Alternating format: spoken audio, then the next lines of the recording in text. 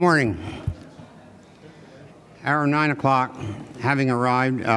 It's a public hearing on House Bill 2186 and 2188, both sponsored by Representative Mike Reese.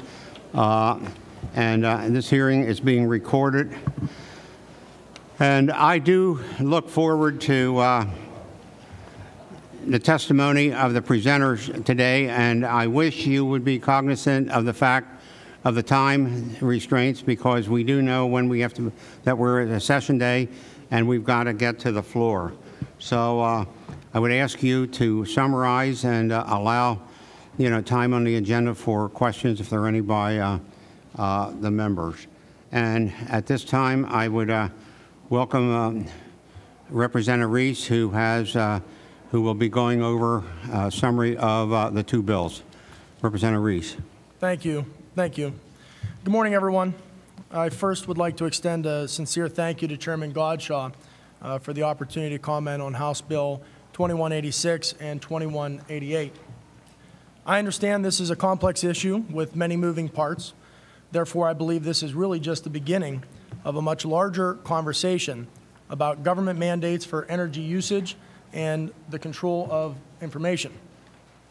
The bills I have introduced deal directly with the smart meter mandate buried inside of Act 129 of 2008. I was first made aware of the term smart meter when a constituent came in and asked me why they were required. And to be honest with you, Mr. Chairman, I wasn't convinced they were required. But I soon learned about Act 129 of 2008, which indeed has numerous government mandates on consumers and energy suppliers over the next 15 years. And of course, smart meters being one of them. As a consumer, I appreciate the research and development in new technologies aimed at helping the general public. This is, in my mind, the very backbone of a free market system, and it should be encouraged. However, I strongly believe our government overreached its hand when it demanded and directed that every power company will utilize smart meter technology. Government then overreached even further when it demanded that it be placed in every home in Pennsylvania.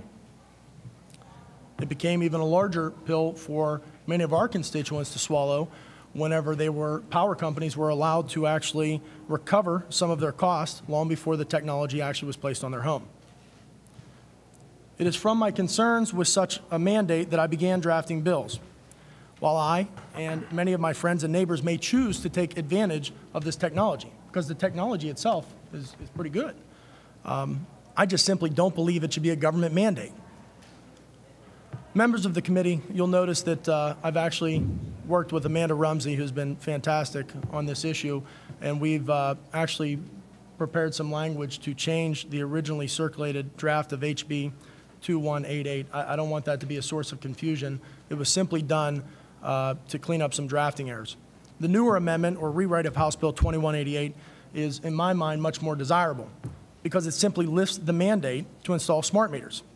Therefore, the purpose of this drafting is to put the issue back in the hands of the real stakeholders, the consumers and the companies that service them, and really just get government out of the mix. Also, the newer version of House Bill 2188 removes language that permits service providers to recover their costs of implementing this technology using an automatic adjustment clause. This kind of clause is no longer needed once the mandate has been lifted out of Act 129. Service providers will still be able to recover those costs by using the base rate system. This is the same system that they would use for past technologies. Lastly, Mr. Chairman, I also want to make mention of House Bill 2186. Act 129 says, with customer consent, information obtained by smart meter technology is to be made available to third-party companies such as electric generation suppliers and conservation and load management service providers. I thought it was important that this list also include government agencies, and that's because it's with customer consent. I believe that we drafted this bill to ensure that Pennsylvania residents can feel confident that personal information regarding their energy usage will be safeguarded in every possible way. Members of the committee, again, I thank you for the opportunity to address you here today. As you know, this topic is becoming increasingly popular. Many of our constituents are asking us to address these concerns.